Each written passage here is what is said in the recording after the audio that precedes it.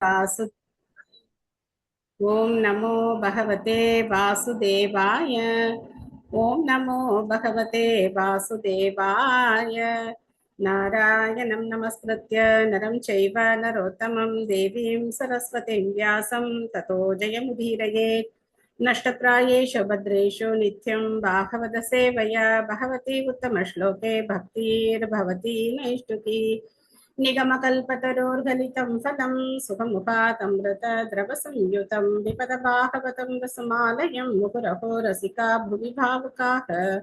ॐ अज्ञानतिमिरान्धस्य ज्ञानाञ्जनशलाकया चक्षुरुन्मिलितं येन तस्मै श्रीगुरवे नमः। श्रीचैतन्यमनोभीष्टं स्थापितं येन भूतले स्वयं रूपः कदा माह्यं ददाति स्वपदान्तिकम्।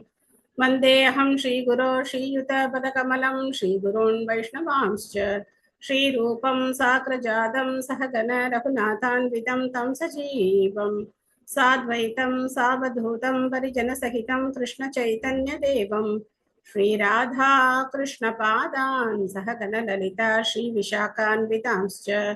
हे कृष्णा करुणा सिन्धो दीनबन्धो जगत्पते गोपेश गोपिका कांत राधा कांत नमोस्तुते।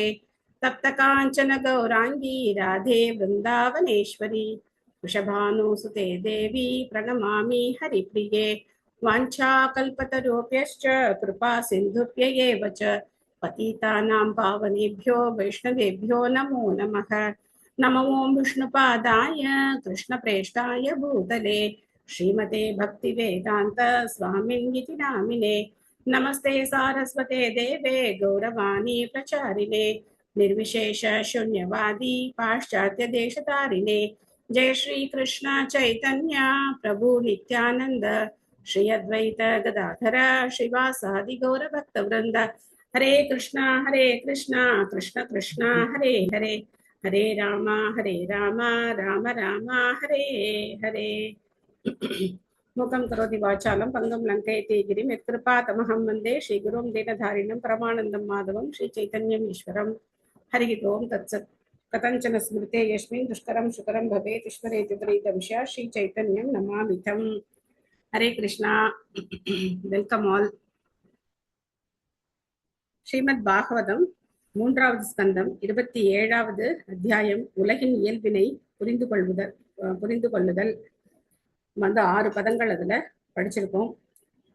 7வது பதத்துல இருந்து இன்னைக்கு ஆரம்பிக்கணும். இந்த அத்தியாயம் பக்தி மிஸ்ர ஞானம். இந்த அத்தியாயம் எப்படிப்பட்ட அத்தியாயம்? பக்தி மிஸ்ர ஞானம். அதாவது பக்திக்கு முக்கியத்துவம், அதே சமயத்துல ஞானமும் இதுல இருக்கு.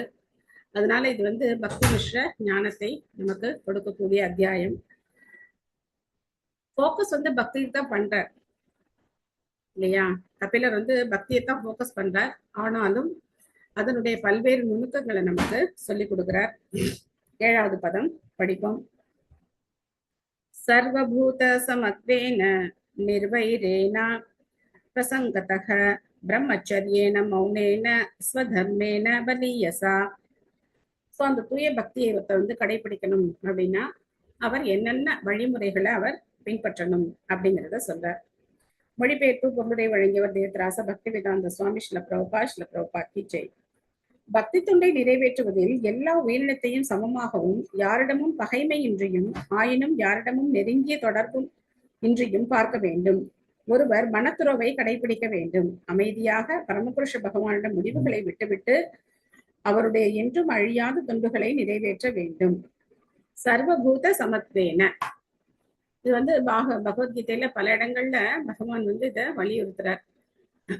விருப்பு வெறுப்பு இந்த ரெண்டுக்கும் நாம அப்பாற்பட்டு வரணும்னு ஏற்கனவே நம்ம டிஸ்கஸ் பண்ணோம் இல்லையா? மனதினுடைய செயல்கள் என்ன? இதுதானே இச்சாத்வேஷ இல்லையா? ஏத்துக்கிறது, அதுக்கப்புறம் வேண்டான்னு சொல்றது இல்ல. இந்த ரெண்டுமே மனதினுடைய செயல்கள். இந்த இருமைகள்ல இருந்து நாம வெளிப்படணும் அப்படின்னா சமமா பார்க்கக்கூடிய பார்வை நமக்கு இருக்கணும். வைரினாக்க பொறாமைன்னு அர்த்தம். நிர்வைர அப்படின்னா பொறாமை இல்லாம இருக்கணும். யார் மேலேயும் நமக்கு என்ன வரக்கூடாது? பொறாமை வரக்கூடாது.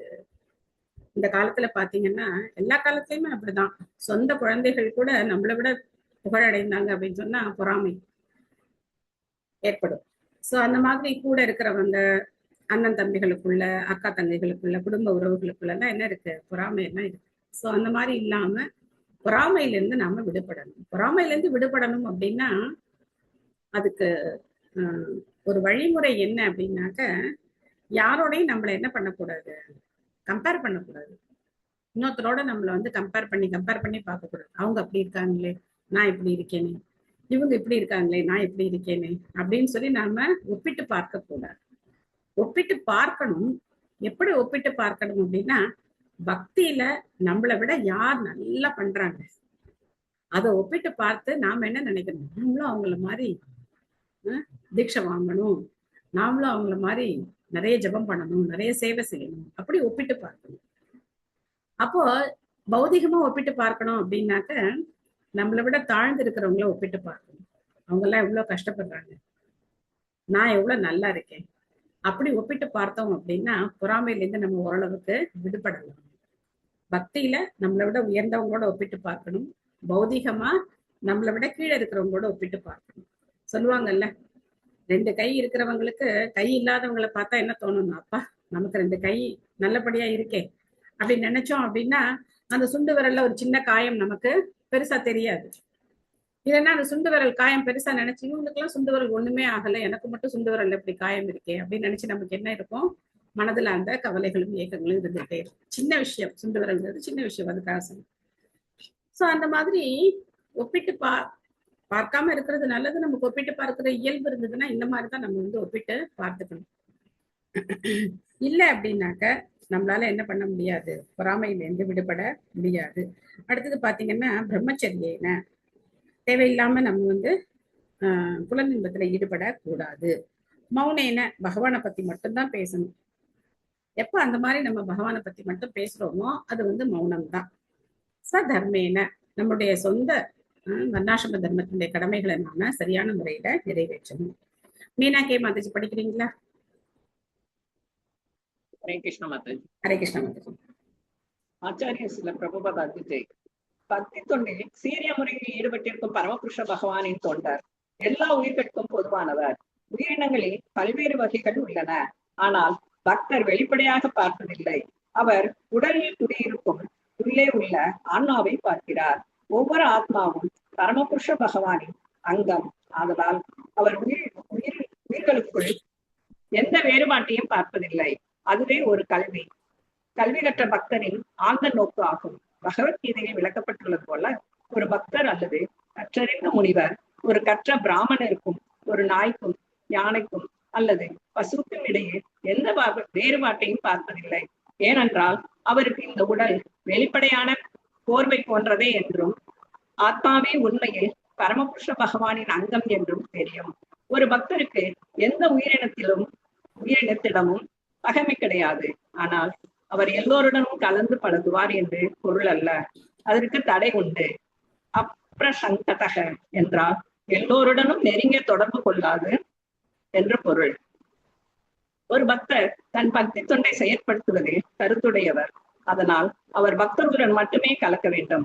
அவருடைய குறிக்கோளை முன்னேற்றும் பொருட்டு இதை செய்ய வேண்டும். அவர் யாரையும் தனி பகைவராக பார்க்காவிட்டாலும் பிறருடன் கலப்பது அவர் வேலை இல்லை. அவரது தொடர்புகள் எல்லாம் பக்தி தொண்டில் ஈடுபட்டிருப்பவர்களுடன் தான். ஒரு பக்தர் பிரம்மச்சரிய விரதத்தை கடைபிடிக்க வேண்டும். பிரம்மச்சரியம் என்றால் பாலுறவு கொள்ளும் தாம்பத்திய வாழ்வில் இருந்து முழுவதும் விடுபட்டிருப்பது என்ற அவசியம் இல்லை. பிரம்மச்சரிய விரதத்தின் கீழ் மனைவியுடனான திருப்தியும் அனுமதிக்கப்படுகிறது. பாலுறவு வாழ்வினை முழுவதுமாக தவிர்ப்பதே சிறந்த கொள்கையாகும். அதுவே விரும்பி தேர்ந்தெடுக்கப்படுவதாகும். அப்படி இயலாத போது ஒரு பக்தர் மத தத்துவங்களின் கீழ் திருமணம் செய்து கொண்டு மனைவியுடன் அமைதியாக வாழ முடியும். ஒரு இறைப்பனை தொண்டர் தேவையின்றி பேசுதல் கூடாது. ஒரு சீரிய பக்தருக்கு அறிவு தொடர்பின்றி பேசுவதற்கு நேரம் இல்லை. அவர் கிருஷ்ண உணர்வு நிலையில் எப்போதும் சுறுசுறுப்பாக செயல்படுகிறார். அவர் பேசும்போதெல்லாம் கிருஷ்ணர் பற்றி பேசுகிறார். மௌனம் என்றால் அமைதி என்று பொருள். மௌனம் என்றால் ஒருவர் பேசவே கூடாது என்று பொருள் அல்ல. ஆனால் அறிவு தொடர்பின்றி பேசுவதும் கூடாது. அவர் கிருஷ்ணரை பற்றி பேசுவதில் ஆர்வமுடையவராய் இருத்தல் வேண்டும். இங்கு வர்ணிக்கப்படும் மற்றொரு செய்தி என்னவென்றால், சிவதர்மனே அதே அல்லது ஒருவரின் நிலைத்த வேலையில் தனித்த முறையில் ஈடுபட்டிருப்பதாகும். பகவானின் நிலைத்த தொண்டனாக செயல்படுவது அல்லது கிருஷ்ண உணர்வில் செயல்படுவதும் இதனுள் அடங்கும். அடுத்த சொல் பலியசா என்றால் பரமபுருஷ பகவானின் எல்லா செயல்பாடுகளின் முடிவுகளையும் இறைவனிடம் ஒப்படைத்தல் என்று பொருள். ஒரு பக்தர் புலன் திருப்திக்காக தன்னுடைய சொந்த பொறுப்பில் செயல்படுவது இல்லை. எதையெல்லாம் அவர் ஈட்டுகிறாரோ, எதையெல்லாம் அவர் உண்ணுகிறாரோ, எதையெல்லாம் அவர் செய்கிறாரோ, அவர் பரமபுருஷ பகவானின் திருப்திக்காக அவற்றையெல்லாம் செய்கிறார். Hare Krishna. Thank you mataji. Thank you mataji. So பகவத்கீதையிலேருந்து 2 ஸ்லோகம் பிரபுபாதர் இங்கே கொடுத்துருக்கார். யாருக்காவது எந்த ஸ்லோகம் யாருக்காவது ஞாபகம் வந்ததா? இந்த ஸ்லோகம்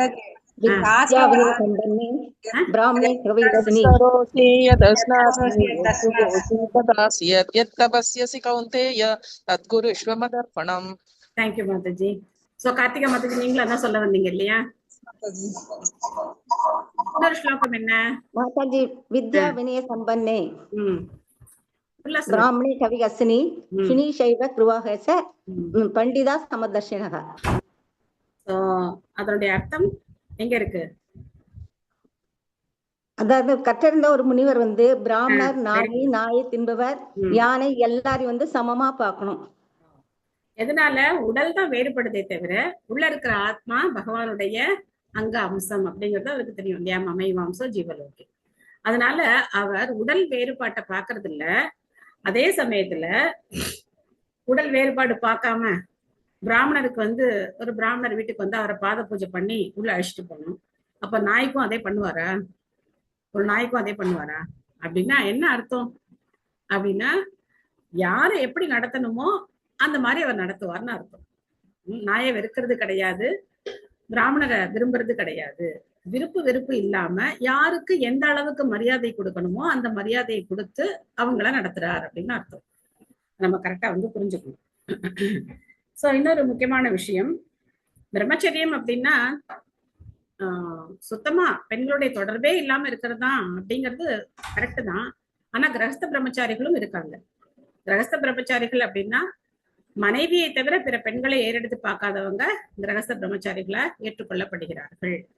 அவங்களும் குழந்தை பெறுவதற்காக இணையும் போது அது சாஸ்திரத்துக்கு ஏற்பானதுதான், அதுல தவறு கிடையாது. எத்ருச்சயோபலப்தேன சந்துஷ்டோ மிதபுன் முனிஹி விவிக்த சரணக சாந்தோ மைத்ரக கருண ஆத்மவான். ஒரு பக்தர் அதிக தொல்லையின்றி சம்பாதிக்கும் அளவான வருவாயினை கொண்டு திருப்தி அடைய வேண்டும். தேவையான அளவை விட அதிகமாக அவர் உண்ணக்கூடாது. தனித்த இடத்தில் அவர் வசிக்க வேண்டும். எப்போதும் தெய்வ சிந்தனையுடன் அமைதியாக, நட்பாக, அன்புடன் தன்னை உணர்ந்த அடக்கத்தோடு இருத்தல் வேண்டும். ஒரு நாளைக்கு 18 மணி நேரம்லாம் வேலை பார்க்க கூடாது. நமக்கு 16 மாலை ஜபம் பண்றதுக்கு நேரம் இருக்கணும். பகவானுக்கு சேவை செய்யறதுக்கு நேரம் இருக்கணும். அந்த மாதிரி ஒரு தொழில இல்ல ஒரு வேலையை நாம ஏத்துக்கிறதுல தவறு கிடையாது. ஏன்னா குடும்பத்தை நிர்வகிக்கணும். ஒரு கிரகஸ்தர்னா சம்பாதிக்கணும். தொழில் செய்து சம்பாதிக்கலாம், இல்ல வேலைக்கு போய் சம்பாதிக்கலாம். இந்த மாதிரி ஏதோ ஒரு முறையில அவர் பொருள் ஈட்டிதான் ஆகணும் அதனுடைய குடும்பத்தை பராமரிக்கிறதுக்காக. ஆனா அதுக்குன்னு காலையில போனா அப்பா எப்படி இருப்பாருன்னு கூட குழந்தைங்களுக்கு தெரியாத அளவுக்கு அவர் குழந்தைங்க கண்ணு முழிக்கிறதுக்கு முன்னாடியே போயிட்டு அவங்க படுத்ததுக்கு அப்புறம் வீட்டுக்கு சாட்டர்டே சண்டே கூட அவர் எங்கேயாவது திரும்ப ஏதாவது ஒரு வேலைக்கு போய் அப்படி இருந்தாங்க அப்படின்னாக்க அது என்னது? ஆபத்தானதுன்னு அர்த்தம். நமக்கு 16 மாலை பண்றதுக்கு 2 மணி நேரத்துக்கு நமக்கு நேரம் இருக்கணும். அதே சமயத்துல சத்சங்கத்துல கலந்துக்கிறதுக்கு, பகவானுக்கு சேவை செய்யறதுக்கு ஒரு 2 மணி நேரம், 4 மணி நேரம் ஆவது நாம 24 மணி நேரத்துல 4 மணி நேரத்தையாவது பகவானுக்கு ஒதுக்கக்கூடிய வகையில நம்மளுடைய தொழிலோ வேலையோ இருந்ததுன்னா பிரச்சனை கிடையாது. அப்போ வர வருமானத்துல நம்ம என்ன பண்ணணும்? அதுக்கேத்த மாதிரி நம்மளுடைய வாழ்க்கையை நாம அமைச்சுக்கணும். நமக்கு என்ன வருமானம் வருதோ அதுக்கேத்த மாதிரி அமைச்சுக்கணும். அடுத்தது முக்கியமான விஷயம் என்ன? அளவா சாப்பிடணும். இதெல்லாம் சொல்லப்பட்டிருக்கு பாருங்க. அளவா சாப்பிடணும். அது பாட்டுக்கு நம்ம இஷ்டத்துக்கு நல்லா இருக்கு அப்படின்னு சொல்லிட்டு சுவைக்காக என்ன பண்ணக்கூடாது? அதிகமா சாப்பிடக்கூடாது. மிதபுக் ரொம்ப முக்கியம். அப்பதான் நம்மளால என்ன பண்ண முடியும்? பக்தி சேவையில ஈடுபட முடியும். இல்லைன்னா முடியாது, ரொம்ப கஷ்டம். பொருளுரை. ஹேமமாலினி மாதாஜி படிக்கிறீங்களா? हरे कृष्ण माता जी, श्रील प्रभुपाद की जय।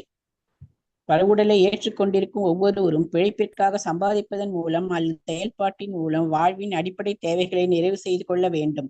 தேவையான வருவாய்க்காக மட்டுமே ஒரு பக்தர் வேலை செய்ய வேண்டும். அவர் அம்மாதிரி வருவாயில் எப்போதும் மனநிறைவு அடைய வேண்டும். தேவையற்றவற்றை சேர்ப்பதற்கும் மேலும் மேலும் சம்பாதிக்கவும் முயற்சி செய்தல் கூடாது. பணமில்லாத கட்டுப்படுத்தப்பட்ட நிலையில் உள்ளவர் எப்போதும் உலக பழக்க வழக்கங்களின் மீது ஆதிக்கம் செலுத்தும் நோக்கத்துடன் சம்பாதிப்பதற்கு மிகவும் கடுமையாக உழைப்பதை காணலாம்.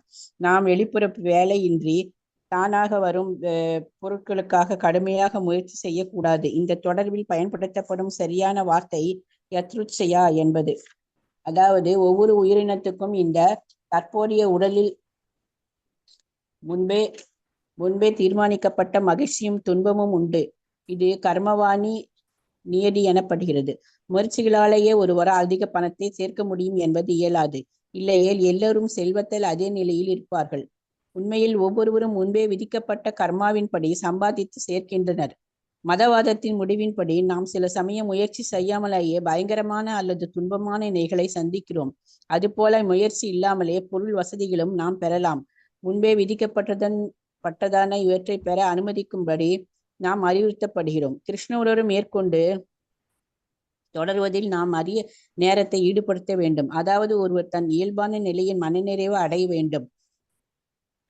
முன்பே தீர்மானிக்கப்பட்ட விதிப்படி ஒருவர் மற்றொருவரின் நிலைக்கு ஒப்பிட்டு பார்த்து செல்வ செழிப்பில்லாத வாழ்வின் சாதாரண நிலைக்கு தள்ளப்பட்டாலும் அவர் கலங்கக்கூடாது. அவர் கிருஷ்ண உணர்வில் முன்னேற தன்னுடைய மதிப்புள்ள நேரத்தை பயன்படுத்த முயற்சிக்க வேண்டும். கிருஷ்ண உணர்வில் முன்னேற்றம் என்பது அடிப்படையில் செல்வ செழிப்பான அல்லது கடும் துன்பமான நிலையை சார்ந்தது அல்ல. அது உலக வாழ்வால் திணிக்கப்பட்ட நிலையிலிருந்து விடுபட்டது. மிகவும் ஏழையான மனிதன் ஒரு பணக்கார மனிதனைப் போலவே திறமையாக கிருஷ்ண உணர்வை செயற்படுத்த முடியும். எனவே பகவானால் வழங்கப்பட்ட நிலைமையுடன் மட்டும் ஒருவர் மனநிறைவு அடைந்து கொள்ள வேண்டும். இங்கு உள்ள மற்றொரு மாதாஜி. ஹரே கிருஷ்ணா. ஹரே கிருஷ்ணா. தேங்க்ஸ் மாதாஜி. ஹரே கிருஷ்ணா. எத்ருச்சயா பகவத்கீதையில இந்த ஸ்லோகம் இருக்கு. எத்ருச்சயா லாப சந்துஷ்டோ அப்படின்னு ஒரு ஸ்லோகம் இருக்கு.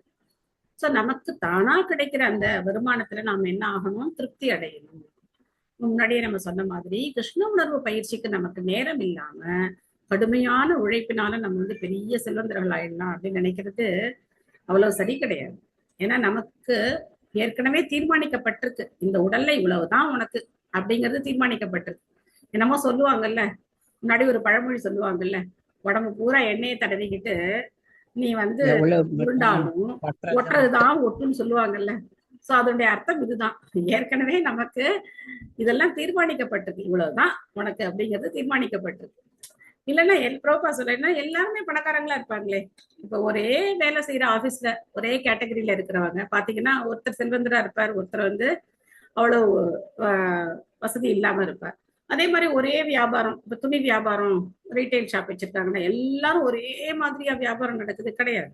ஒருத்தருக்கு அதிகமா நடக்குது, ஒருத்தருக்கு குறைச்சலா நடக்குது. ஒருத்தர் செல்வந்தரா இருக்காரு, ஒருத்தர் இஎம்ஐ கட்ட முடியாம கஷ்டப்படுறாரு. இந்த மாதிரி பல விஷயங்கள் நடக்குது. காரணம் என்ன? அவங்களுடைய கர்ம வினைப்படி அவங்களுக்கு விதிக்கப்பட்டது நடக்குது.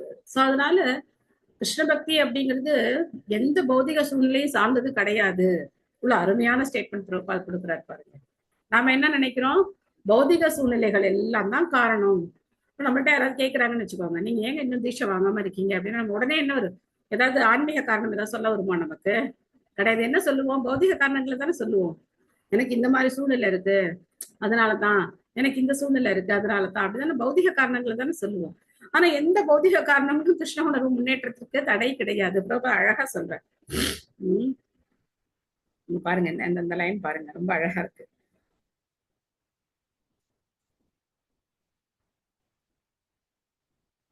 கிருஷ்ண உணர்வில் முன்னேற்றம் என்பது அடிப்படையில் செல்வ செழிப்பான அல்லது கடும் துன்பமான நிலையை சார்ந்ததல்ல. இது எதுவுமே கிருஷ்ண உணர்வை சார்ந்தது கிடையாது. கிருஷ்ண உணர்வு அப்படிங்கிறது தன்னிச்சையானது.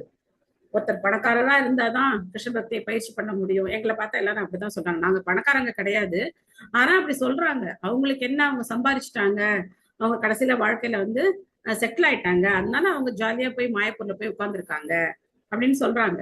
சோ இது எந்த சூழ்நிலையும் சார்ந்தது கிடையாது. நம்ம பணம் இருந்தாதான் அப்படிங்கிறது கிடையாது.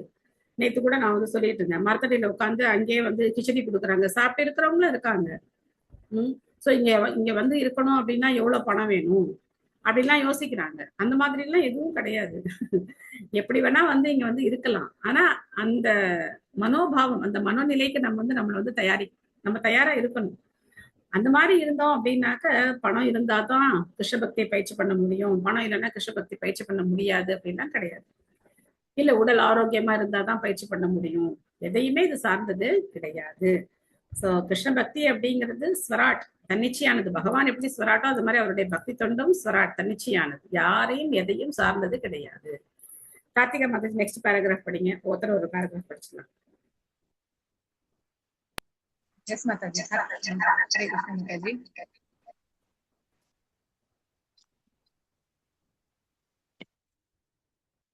ஸ்ரீல பிரபுபாதருக்கு ஜி. இங்கு உள்ள மற்றொரு சொல் மிதப்பு. இதன் பொருள் என்னவென்றால், ஒருவர் உடலையும் ஆத்மாவையும் சேர்த்து பாதுகாக்க தேவையான அளவு மட்டுமே உண்ண வேண்டும். நாவின் திருப்திக்காக அதிகமாக உண்ணக்கூடாது.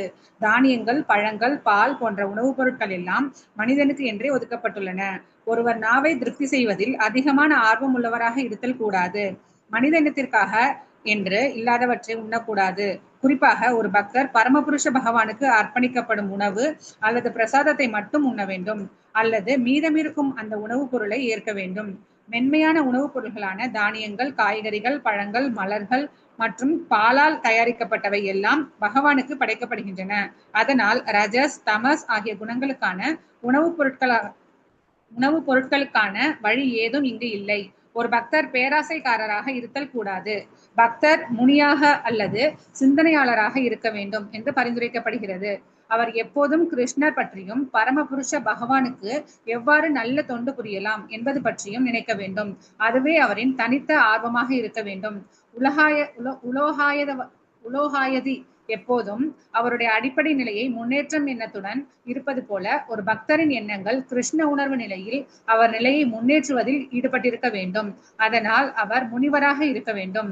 அடுத்ததாக பரிந்துரைக்கப்படுவது என்னவென்றால், ஒரு பக்தர் தனி இடத்தில் வசிக்க வேண்டும் என்பதாகும். பொதுவாக ஒரு சாதாரண மனிதன் காசு பணங்களில் அல்லது வாழ்வின் பொருள் முன்னேற்றத்தில் ஆர்வம் உள்ளவனாக உள்ளான். அவையெல்லாம் ஒரு பக்தருக்கு தேவையானது அல்ல. ஒரு பக்தர் பக்தி தொண்டில் அனைவரும் ஆர்வம் உள்ளவராக இருக்கும்படியான தனி இடத்தை தேர்ந்தெடுக்க வேண்டும். அதனால் பொதுவாக பக்தர்கள் வசிக்கும் யாத்திரை தலங்களை தேர்ந்தெடுக்க வேண்டும். அங்கும் அவர் சாதாரண மனிதர்கள் அதிக எண்ணிக்கையில் இல்லாத இடத்தில் வசிக்கும்படி பரிந்துரைக்கப்படுகிறார். ஒரு தனிப்பட்ட இடத்தில் விவிக்த சரண வாழ்வது மிக முக்கியமானது. அடுத்தது சாந்தம் அல்லது அமைதியாகும். பக்தர் அமைதி களையக்கூடாது. அவர் தனது இயல்பான வருவாயுடன் திருப்தி அடைய வேண்டும். அவருக்கு உடல் நலத்தை பாதுகாக்க தேவையான அளவே உண்ண வேண்டும். தனி இடத்தில் வசிக்க வேண்டும். எப்போதும் அமைதியுடன் இருக்க வேண்டும். கிருஷ்ண உணர்வை மேற்கொண்டு செயல்படுத்த அமைதியான மனம் அவசியமானது. அடுத்தது நன்றி மாதாஜி. ஹரே கிருஷ்ணா. சோ சாப்பாடை எப்படி நம்ம கண்ட்ரோல் பண்றது அப்படின்னா, எந்த விஷயம் நமக்கு ரொம்ப பிடிக்குமோ, ஒருத்தருக்கு வந்து இனிப்பு ரொம்ப பிடிக்கும் அப்படின்னா அவர் என்ன செய்யணும்னா, இனிப்பு எல்லாருக்கும் பரிமாறணும். எல்லா பக்தர்களுக்கும் அவர் சந்தோஷமா இனிப்பை பரிமாறணும். இல்ல எனக்கு எண்ணெயில பொரிச்ச ஐட்டங்கள் ரொம்ப பிடிக்கும் அப்படின்னா அதை எல்லாருக்கும் பரிமாறணும். அப்போ நாம அந்த மாதிரி செய்து பக்தர்களுக்கு பரிமாறும் போது அந்த கவர்ச்சி நமக்கு என்ன ஆகும், கொஞ்சம் கொஞ்சமா குறையும். இல்லைன்னா நம்ம நாக்கு கட்டுப்படாது. நம்ம டெய்லி சொல்றோம், ஷரீரா வித்யஜா ஜடேந்திரிய தாஹே கால் ஜீவஃபலே விஷேசாகரே தாரா மத்திய ஜிவ்வாதி சொல்றோம். தாரா மத்திய ஜிவ்வாதி. எல்லா இந்த உடல் வந்து ஷரீரா அவித்யஜால்.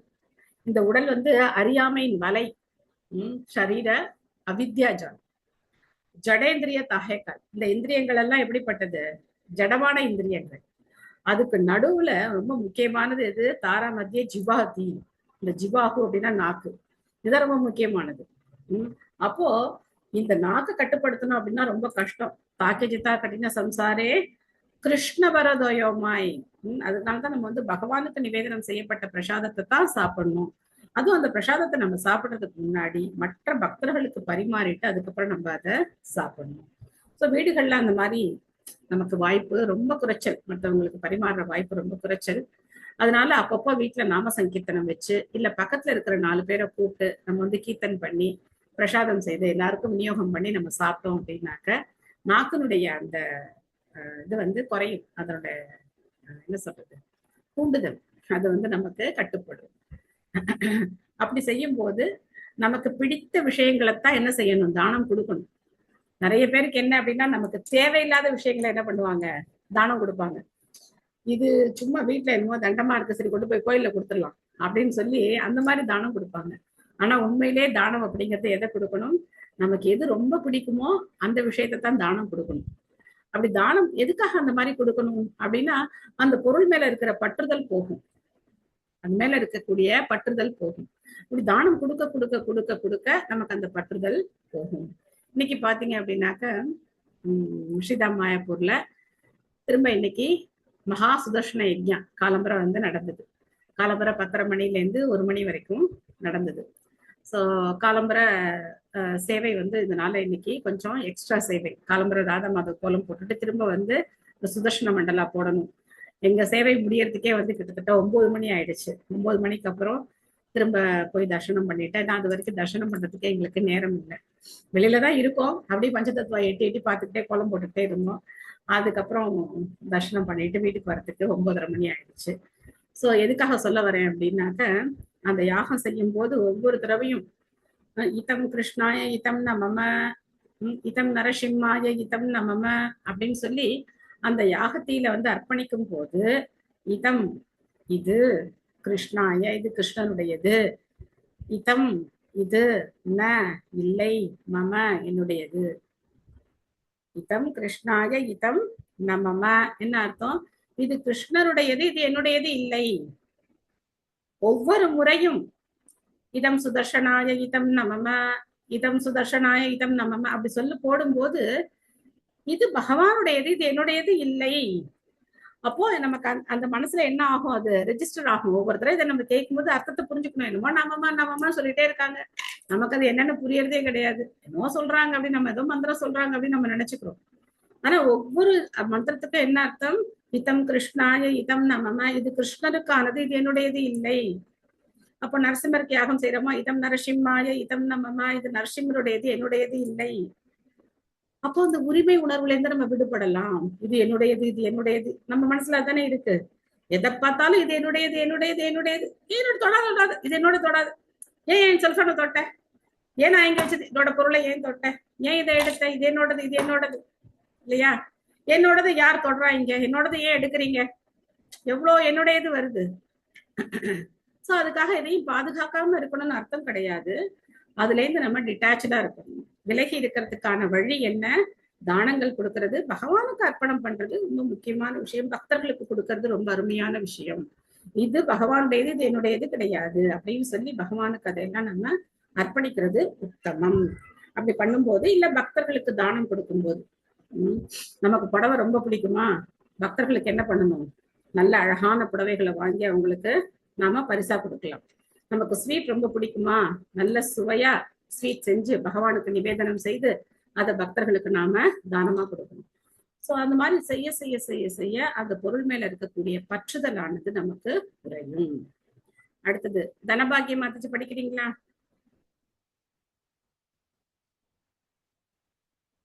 படிக்கிறோம் மாதாஜி. பொருளுரை வழங்கிய ஸ்ரீல பிரபுபாதருக்கு ஜெய். அடுத்தது மைத்திர நட்பாகும். ஒரு பக்தர் எல்லாரிடமும் நட்புடன் இருக்க வேண்டும். ஆனால் அவருடைய நெருங்கிய நட்பு பக்தர்களிடம் மட்டுமே இருக்க வேண்டும். மற்றவர்களுடன் இறைப்பணி சார்ந்ததாய் இருக்க வேண்டும்.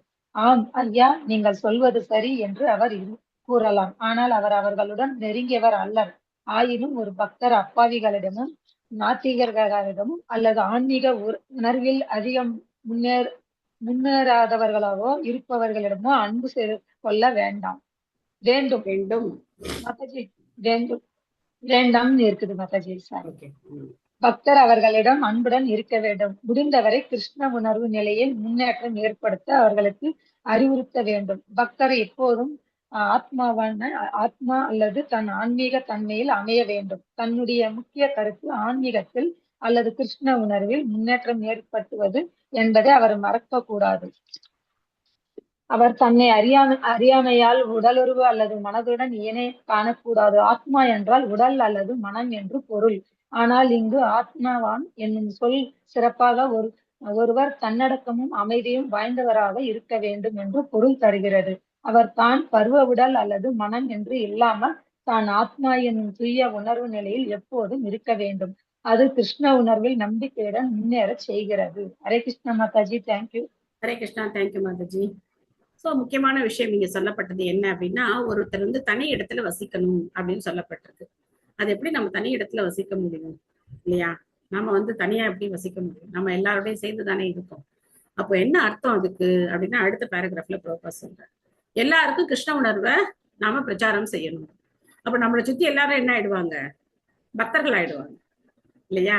அப்ப நம்ம தனி கிடையாது, பக்தர்களோட தான் சேர்ந்து இருக்கோம் அப்படிங்கிற உணர்வு நம்மளை சுத்தி இருக்கிற அக்கம் பக்கத்து வீடுகள்ல இருக்கிற குழந்தைங்களை கூப்பிட்டு சொல்லி தரலாம், பெரியவங்களை கூப்பிட்டு சொல்லி தரலாம். யாருக்கு இன்ட்ரெஸ்ட் இருக்கோ அவங்களை கூப்பிட்டு நம்ம சொல்லி கொடுத்தோம் அப்படின்னா நம்முடைய சுற்றுப்புறம் பூரா என்ன ஆயிடுவாங்க? எல்லாரும் பக்தர்கள் ஆயிடுவாங்க. ரொம்ப எளிமையான வழி இதுதான். பக்தர்கள் இருக்கிற இடத்துல போய் வசிக்கிறது அப்படிங்கிறது எல்லாருக்குமே சாத்தியம் கிடையாது. ஆனா நம்மளை சுத்தி இருக்கிறவங்களை பக்தர்கள் ஆக்குறது ரொம்ப சுலபம் இல்லையா? வாரம் ஒரு நாள் எந்த நாள் எல்லாருக்கும் சௌகரியமா இருக்குமோ அதை வந்து பார்த்து ஒரு சின்ன கீர்த்தன் 1/2 மணி நேரம் ஒரு ப்ரோக்ராம் வச்சா கூட போதும். ரொம்ப பெருசா நம்ம வந்து 2 மணி நேரம் 3 மணி நேரம் எல்லாம் வைக்கணும்னு கிடையாது. போக போக அதை வந்து 1 மணி நேரம் ஆக்கலாம். ஆரம்பத்துல 1/2 மணி நேரம், ஒரு 10 நிமிஷம் கீர்த்தனம், ஒரு மாலை ஜபம் போதும். அதுக்கப்புறம் பகவத்கீதையில இருந்து ஒரு ஸ்லோகம் அப்படி நம்ம படிச்சோம் அப்படின்னாக்க கண்டிப்பா நம்மளை சுத்தி இருக்கிறவங்க எல்லாம் என்ன ஆயிடுவாங்க? பக்தர்கள் ஆயிடுவாங்க. அப்ப நம்மளை பார்த்தாலே அவங்க எல்லாம் ஹரே கிருஷ்ணா சொல்ல ஆரம்பிச்சிடும். பிரசாத விநியோகமும் பண்ண மாதிரி ஆயிடும், பிரச்சாரமும் பண்ண மாதிரி ஆயிடும், நாம பக்தர்களோட இருக்கிற மாதிரியும் ஆயிடும். சோ அதை நம்ம வந்து முயற்சி பண்ணி பண்ணணும். எப்படி இருந்தாலும் சரி எல்லார் மேலேயும் நம்ம வந்து கருணையோட இருக்கணும். சானுபந்தே ச தேஹேஸ்மின் ந குர்வன் ந சதாக்ரஹம் ஞானேன திருஷ்ட தத்வேன பிரகிருதேஹி புருஷஸ்ய ச. உணர்வு, பொருள் ஆகியவற்றை அறிவதன் வழி ஒருவரது பார்க்கும் ஆற்றல் அதிகரிக்கப்பட வேண்டும். ஒருவர் தேவையில்லாமல் தன்னை உடலுடன் இன்னம் கண்டு உடல் தொடர்புகளினால் கவரப்படுதல் கூடாது. திரும்ப திரும்ப திரும்ப இதான் வலியுறுத்தப்படுது. நம்ம ஆத்ம நிலையில இருக்கணும், நம்ம உடல் உடம்புல இருந்து வெளியில வரணும் அப்படிங்கிறது. கௌரவ பிரபு படிக்கிறீங்களா? கௌரவ பிரபு. ஹரே கிருஷ்ணா படிக்கிறோம். ஹரே கிருஷ்ணா. வழங்கு ராச பக்தி வேதாந்த சுவாமி ஸ்ரீல பிரபுபாத் பொருளறிக்கை. கட்டுப்படுத்த ஆத்மாக்கள் உடலை தன்னுடன் அடையாளம் காணுவதில், உடலை நான் என்று கருதுவதில், உடலுடன் தொடர்புடைய எதுவும் அல்லது உடலின் உடைமைகள் எதுவும் என்னுடையது என்று கருதுவதில் ஆர்வம் கொண்டவை. வடமொழியில் இது அகம் அமதா எனப்படுகிறது. இதுவே எல்லா கட்டுப்படுத்தப்பட்ட வாழ்வின் மூல காரணமாகும். ஒருவர்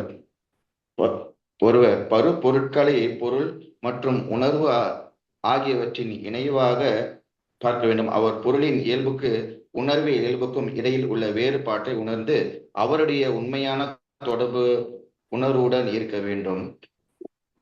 ஒளிய பொருளுடன் அல்லது இந்த அறிவால் ஒருவர் வாழ்வின் போலியான உடல் சார்ந்த உணர்வினை தவிர்க்க வேண்டும். ஹரே கிருஷ்ணா மாதவி. கிருஷ்ணா. அவருடைய உண்மையான தொடர்பு உணர்வுடன் இருக்க வேண்டுமே ஒழிய பொருளுடன் அல்ல.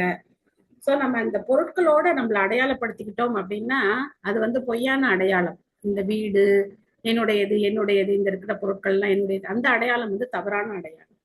ஆனா உணர்வுன்னா என்ன? அது வந்து கிருஷ்ணரால எனக்கு அளிக்கப்பட்டது, அதனால கிருஷ்ணனுடைய சேவையில அதை நான் வந்து பயன்படுத்தணும். இது உணர்வு. எந்த விஷயமா இருந்தாலும் சரி அதை வந்து பகவானுடைய சேவையில நாம பயன்படுத்தணும்.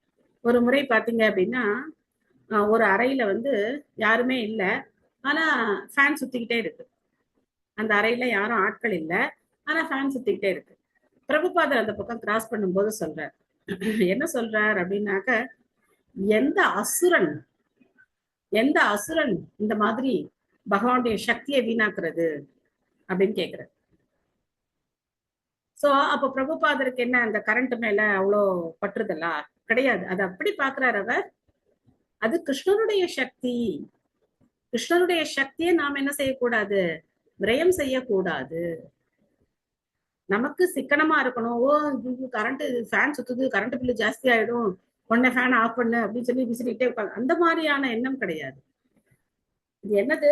கிருஷ்ணனுடைய சக்தி. அது எந்த வடிவத்துல இருந்தாலும் சரி. பூமிரா போன வாயு கம்மன புத்திரியை வச்சு நான் அன்னைக்கே உங்கள்கிட்ட சொன்னேன், எந்த உலக பொருட்களை பார்த்தாலும் நமக்கு இந்த ஸ்லோகம் தான் ஞாபகம் வரணும் இல்லையா?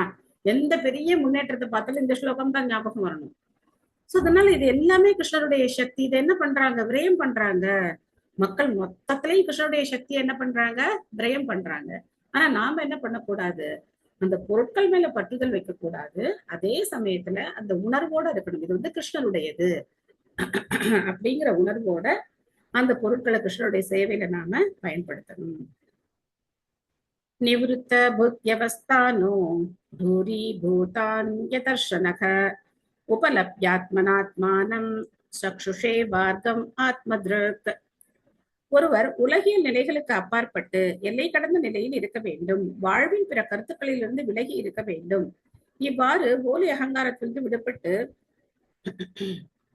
ஒருவர் வானில் சூரியனை பார்ப்பது போல தன்னை உணர்ந்து கொள்ள வேண்டும். விடுபட்டு ஒரு வார்த்தை அங்க வந்து விட்டுருக்குன்னு நினைக்கிறேன். உணர்ந்து ஒருவர் வானில் சூரியனை பார்ப்பது போல தன்னை உணர்ந்து கொள்ள வேண்டும். ஓகே, சேம் அதே கருத்து தான் திரும்ப திரும்ப வேறு வேறு ஒரு விதங்கள்ல சொல்லப்படுது. ஹேமலதா மாதாஜி படிக்கிறீங்களா? ஹரே கிருஷ்ணா மாதாஜி. ஹரே கிருஷ்ணா. பொருளுரை வழங்கிய ஸ்ரீல பிரபுபாதருக்கு ஜெய். பொருளுரை. உணர்வு நில உலக வாழ்வின் நிலைகளின் 3 நிலைகளில் செயல்படுகிறது. நாம் விழித்திருக்கும் பொழுது உணர்வு நிலை குறிப்பிட்ட வழியில் செயல்படுகிறது. நாம் உறங்கும் பொழுது அது வேறுபட்ட வழியில் செயல்படுகிறது. நாம் ஆழ்ந்த உறக்கத்தில் இருக்கும் பொழுது உணர்வு நிலை இன்னும் பெரிதோர் வழியில் செயல்படுகிறது. கிருஷ்ண உணர்வுக்கு வர ஒருவர் உணர்வு நிலையின் 3 நிலைகளையும் கடந்து வர வேண்டும். நமது தற்போதைய உணர்வு நிலை கிருஷ்ணர் பரமபுருஷ பகவான் பற்றிய உணர்வு நிலையை தவிர வாழ்வின் எல்லா கருத்துகளிலுமிருந்து விடுபட வேண்டும். இது தூரி பூதாந்தய தர்சனா என்று அழைக்கப்படுகிறது. அதாவது ஒருவர் முழுமையாக கிருஷ்ண உணர்வை அடையும் பொழுது அவர் கிருஷ்ணரை தவிர வேறு எதையும் பார்ப்பது இல்லை என்பதாகும். முழுமையான பக்தர் பல அசையும் மற்றும் அசையா பொருட்களை பார்க்கலாம். ஆனால் எல்லாவற்றிற்கும் அவர் கிருஷ்ண சக்தியை செயல்படுவதை பார்க்கிறார் என்று சைத்தன்ய சரிதாமிரதத்தில் கூறப்படுகிறது. அவர் கிருஷ்ணரின் சக்தி நினைவு கூர்ந்தவுடன் அவர் கிருஷ்ணரை அவரின் தனிப்பட்ட வடிவிலும் நினைவு கூறுகிறார். அதனால் அவருடைய அனைத்து பார்வையிலும் அவர் கிருஷ்ணரை மட்டுமே காண்கிறார். ஒருவரின் கண்கள் கிருஷ்ணரின் அன்பு பூச்சுடன் இருக்கும் பொழுது பிரேமாஞ்சன ஸ்ருதிய அவர் எப்பொழுதும் வெளியிலும் உள்ளேயும் கிருஷ்ணரை பார்க்கிறார் என்று பிரம்ம சங்கீதத்தில் 5.38 குறிப்பிடப்பட்டு உள்ளது. இங்கு உறுதிப்படுத்தப்படுகிறது. ஒருவர் எல்லா பிற பார்வைகளிலிருந்தும் விடுபட வேண்டும். அந்த வழியில் அவர் இனம் காணுதலின் போலியான அகங்காரத்திலிருந்து விடுபடுகிறார். பகவானின் நிலைத்த தொண்டனாக தன்னை பார்த்து கொள்கிறார். சஷுஷ வார்க்கம். நாம் சந்தேகமின்றி கதிரவனை பார்க்க முடிவது போல கிருஷ்ணர் பற்றிய உணர்வில் முழுவதும் வளர்ந்தவர் கிருஷ்ணரையும் அவருடைய சக்தியையும் பார்க்கிறார். இந்த பார்வையில் ஒருவர் திருஷ்டி அல்லது தன்னை உணர்ந்தவராகிறார். தன்னுடைய உடலை இனம் காணும் போலி அகங்காரம் விளக்கப்பட்டால் வாழ்வின் உண்மையான பார்வை உற்று அறியப்படுகிறது. அதனால் புலன்களும் தூய்மையடைகின்றன. புலன்கள் தூய்மையடையும் பொழுது பகவானின் உண்மையான தொண்டு தொடங்குகிறது. ஒருவர் புலன்களின் செயலை நிறுத்த வேண்டியதில்லை. ஆனால் உடலை இனம் காணும் போலி அகங்காரம் பின்னர் புலன்கள் தானாகவே தூய்மையடைகின்றன. தூய்மையடைந்த புலன்களுடன் ஒருவர் உண்மையில் பக்தி தொண்டை செய்ய முடியும். ஹரே கிருஷ்ணா மாதாஜி. தேங்க்யூ மாதாஜி. ஹரே கிருஷ்ணா. தேங்க்யூ மாதாஜி. எனக்கு வந்து ஊத்துக்காடு வெங்கட கவியோட ஒரு பாட்டு வந்து ஞாபகம் வருது இந்த பொருளுரை படிக்கும்போது. அவர் என்ன பாடுறாரு அப்படின்னாக்க, எங்க பார்த்தாலும் கிருஷ்ணா உன்னுடைய முகம்தான் எனக்கு தெரியுது. வான்வெளியில் சற்று மனம் வந்து நோக்கினும் மோன முகம் வந்து காணுதே. தெளிவான தண்ணீர் பரப்பில் சிந்தனை மாறினும் சிரித்த முகம் வந்து தோணுதே அப்படின்னு பாடுறார். வானத்துல பார்த்தாலும் அவருக்கு பகவான் தான் தெரிகிறாராம். எங்கேயாவது தண்ணி ரொம்ப தெளிவா அந்த தண்ணியை பார்க்கும்போது கிருஷ்ணனுடைய முகம் தான் தெரியுதான். சோ இந்த மாதிரி அவர் வந்து பார்க்கிற எல்லாத்தையும் அவரால் என்ன பார்க்க முடியுது? கிருஷ்ணரை வந்து பார்க்க முடியுது. சோ இதுதான் பக்தர்களால எதையுமே என்ன பண்ண முடியல, கிருஷ்ணரை தவிர்த்து வேற எதையும் அவங்களால பார்க்க முடியல. பிரபுபாதர் அப்படிதான். அவர் எதை பார்த்தாலும் அவருக்கு என்ன உணர்வு இருந்தது? கிருஷ்ண உணர்வு இருந்தது. சோ ஒரு முறை கடற்கரையில போய் நிற்கும் போது பிரபுபாதர் சொல்றார், இந்த கடலை பார்க்கும்போது உங்களுக்கு என்ன தெரியுது அப்படின்னு கேட்கிறார். பக்தர்கள் ஒவ்வொருத்தர் ஒண்ணு சொல்றாங்க. பிரபுபாதர் சொல்றாரு, ஆபூரியமானம் அச்சல பிரதிஷ்டம். அந்த ஸ்லோகத்தை வந்து அங்க விளக்குறார். சோ இந்த கடல் எப்படி வந்து பொங்கி வர்றது இல்லையோ, இதுல எத்தனையோ நதிகள் வந்து கலந்தாலும் அது எப்படி பொங்கி வர்றது இல்லையோ, அந்த மாதிரி நம்முடைய மனதுல எண்ணற்ற ஆசைகள் வந்தாலும் அதை நிறைவேற்றிக்க முயற்சி பண்ணாதவன் தான் யாரு அமைதியோட இருக்க முடியும், இந்த கடல் மாதிரி அமைதியோட இருக்க முடியும் அப்படின்னு சொல்ற. அதே சமயத்துல ஒரு சமயத்துல என்ன சொல்ற, இந்த கடலுக்கு முன்னாடி நிற்கும் போது நாம எவ்வளவு அற்பமானவர்கள் அப்படிங்கறத நம்ம உணர முடியும் இல்லையா? இந்த கடல்ல போய் நின்ன உடனே முதல்ல என்ன வருது நமக்கு? பார்த்த உடனே ஒரு எக்ஸைட்டிங்கா இருக்கு, சில பேருக்கு பயம் வருது, அப்பா இது பிரம்மாண்டமா இருக்கே, அந்த பிரம்மாண்டத்துக்கு முன்னாடி நாம ஒண்ணுமே கிடையாது அப்படிங்கிற உணர்வு வருது இல்லையா? சோ அந்த மாதிரி அப்போ இந்த ஒரு ஜட விஷயங்களே இவ்வளவு பிரம்மாண்டமா இருக்கும்போது பகவானுக்கு முன்னாடி நம்ம யாரு ஒண்ணுமே கிடையாது, நம்ம வந்து ரொம்ப அற்பமானவர்கள். அதனால நம்ம உணர்வு அப்படிங்கிறது எல்லா நிலையிலையும் கிருஷ்ண உணர்வா இருக்கிறதுக்கு நாம என்ன செய்யணும்? முயற்சி செய்யணும். சோ அதுக்கு நமக்கு அந்த பூமிராப்போ நலோவாயு அந்த ஸ்லோகம் வந்து ரொம்ப உதவி செய்யும். ஓகே, பிரம்ம சம்ஹிதா ஸ்லோகம் யார் ரிசைட் பண்றீங்க? மாதாஜி நான் சொல்றேன். பக்தி விலோச்சனேன சந்தः சதைவ ஹிருதயேஷு விலோகயந்தி யம் ஷ்யாம சுந்தரமசிந்த குணஸ்வரூபம் கோவிந்தமாத் புருஷம் தமஹம் பஜாமி. தேங்க்யூ மாதாஜி. சோ அந்த மாதிரி இருக்கிற பக்தர் எப்பவுமே பகவான் என்ன பண்றாராம்? தன்னுடைய இதயத்துல ஷியாம சுந்தர வடிவத்துல அவரை பாக்குறாராம். வேற வடிவத்துல கூட கிடையாது, ஷியாம சுந்தர ரூபத்துல அவர் வந்து பகவானை வந்து பாக்குறாராம். சோ இதெல்லாம் எப்ப நடக்கும் அப்படின்னா, கண்டிப்பா இந்த உடல் உணர்வுல இருந்து நம்ம கொஞ்சம் கொஞ்சமா விடுபட்டாதான் நடக்கும். நம்ம இந்த உடல் உணர்வுல இருக்கும்போது படிக்கிற வரைக்கும் ஞாபகம் இருக்கும், அதுக்கப்புறம் என்ன ஆயிடும்? மறந்து போயிடும். முக்தலிங்கம் சதா பாசமசதி பிரதிபத்யதே சதோ பந்துமஸ் மசச்சக்ஷு சர்வானோஸ் நியூதமவ்யயம். போதி அகங்காரம் இருப்பினும் அதன் எதிரொலியாக வெளிப்படுபவரும் எல்லாம் கடந்த தத்துவமாக விளங்குபவரும் ஆகிய முழுமையான பரமபுருஷ பகவானை ஒரு வீடு பேர் அடைந்த ஆத்மா உணர்கிறது. வருபொருளாகிய எதையும் தாங்குபவரும் அனைத்திலும் முடிவு இருப்பவரும் அவரே ஆவார். இரண்டாவது இல்லாமல் முழுமையானவர், அவர் மாயா சக்தியின் கண்கள் ஆவார். சோ இந்த பொருளுடைய நெக்ஸ்ட் யார் படிக்கிறீங்க? எஸ் மீனா எம் மாதாஜி படிங்க.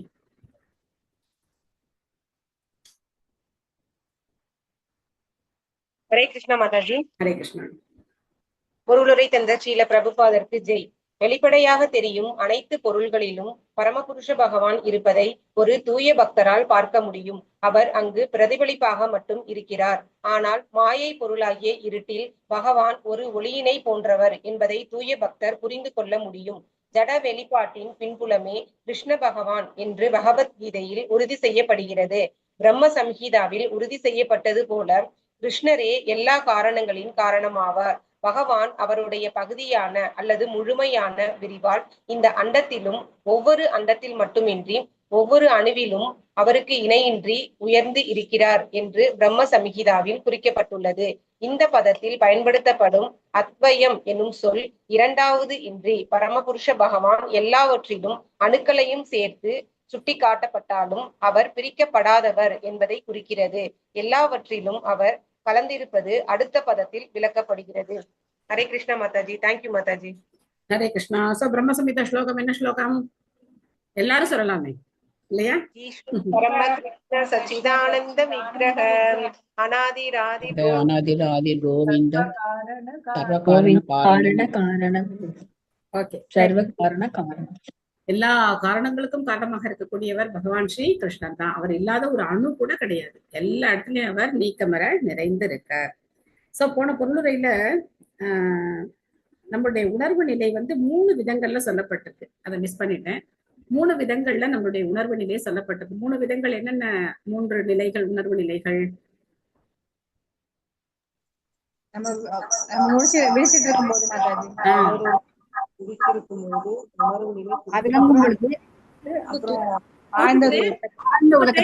மாதாஜி, இப்ப முடிச்சிட்டு இருக்கோம், இது ஒரு நிலை. அடுத்து ராத்திரி அது ஒரு நிலை. அதுலயே 2 நிலைகள் இல்லையா?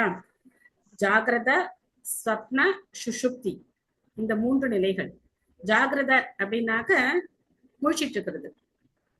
அடுத்தது சாதாரண உறக்கம், ஸ்வப்ன. நம்ம சாதாரணமா தூங்கும் போது என்ன வந்துட்டே இருக்கும்? கனவுகள் வந்துட்டே இருக்கும் இல்லையா?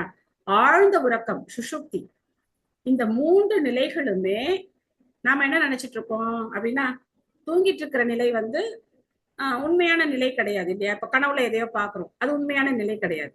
ஆனா இப்ப முழிச்சிட்டு இருக்கிற நிலை உண்மை நினைக்கிறோம் இல்லையா? இதுவும் என்ன? உண்மை கிடையாது. இந்த நிலை என்ன கிடையாது? உண்மை கிடையாது. நம்ம ஏற்கனவே இதுக்கான உதாரணங்களை பலதை வந்து நம்ம வந்து பார்த்தோம். ஒருத்தர் தலை வெட்டுறது மாதிரியான உதாரணம் எல்லாம் பார்த்தோம் இல்லையா? ஞாபகம் இருக்கா உங்களுக்கு? சோ அந்த மாதிரி இப்போதைய வாழ்வு கூட ஒரு கனவு போன்றதுதான். இப்ப நம்ம வாழ்ந்துட்டு இருக்கிற வாழ்க்கை கூட என்னதுதான்?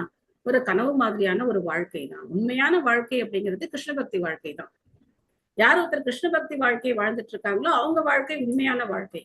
ஆனா நம்முடைய வாழ்க்கை ஒரு கனவு மாதிரியான வாழ்க்கை தான். எப்போ இந்த தூக்கத்துல இருக்கிற கனவுல இருந்து விடுபட்டு கனவு தானா அப்படின்னு நம்ம நினைக்கிறோமோ, அந்த மாதிரி நம்ம பகவான்கிட்ட ஒரு நாள் போகும்போது நம்ம என்ன நினைப்போம்?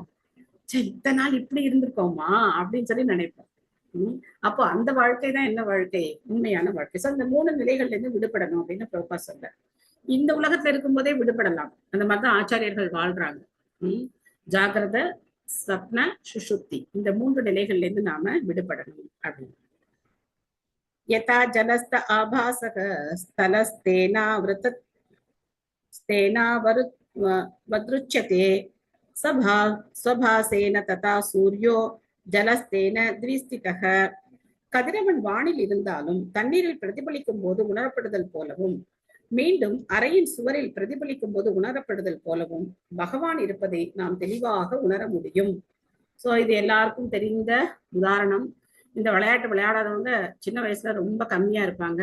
லென்ஸ் எல்லாம் வச்சு இந்த சூரிய ஒளி வர்றது அறையெல்லாம் இருட்டாக்கி சினிமா எல்லாம் போட்டு பார்த்திருப்போம் இல்லையா? நம்ம காலத்து விளையாட்டு அதெல்லாம். இப்ப இருக்கிற அவங்களுக்கு தெரியுமா? இப்ப இருக்கிற குழந்தைகளுக்கு தெரியுமான்னு தெரியாது. ஆனா எல்லாரும் பண்ணிருக்கீங்களா அதெல்லாம்? சோ ஒரு லென்ஸை வச்சு அறையில வந்து அந்த ஸ்கிரீன் மாதிரி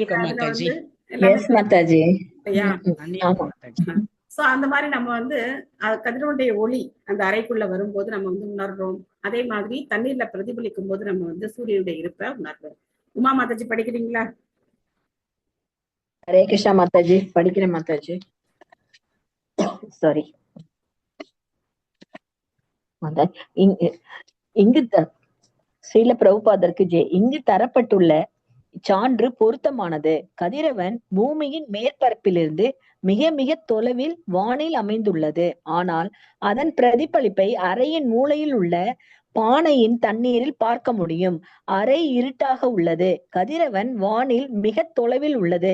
ஆனால் தண்ணீரில் கதிரவனின் பிரதிபலிப்பு அறையில் இருட்டை அகற்றி ஒளியூட்டுகிறது.